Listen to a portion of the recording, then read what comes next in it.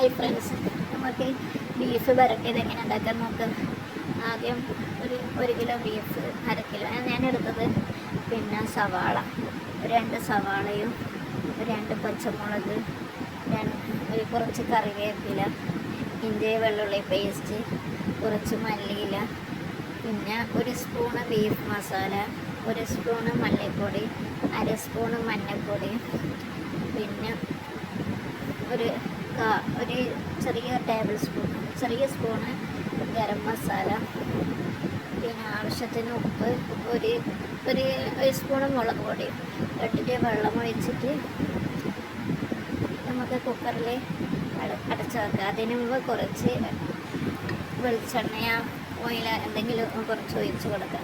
എന്നിട്ട് കുക്കറിലിട്ട് വേവിച്ചിട്ട് തുറന്നിട്ട് തക്കാളിയില്ലേ, ഒരു തക്കാളി ഇട്ടിട്ട് അതിലിടാം. പിന്നെ നമുക്കൊരു ചീനച്ചട്ടി എടുത്തിട്ട് അതിൽ കുറച്ച് ഓയിൽ വെച്ച് ഇഞ്ചി വെള്ളുള്ളി പേസ്റ്റ് ഇട്ട്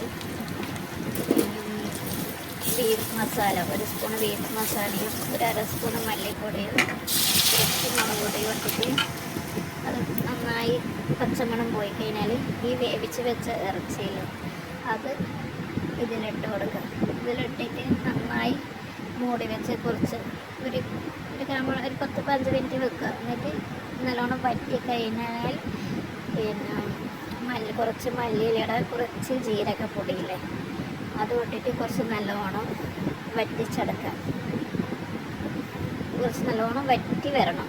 വറ്റി വരട്ടിയ പോലെ ആക്കി നമുക്ക് ഇതുപോലെ ചപ്പാത്തിൻ്റെ കൂടെ പൊറോട്ടൻ്റെ കൂടെ എല്ലാം കഴിക്കാം.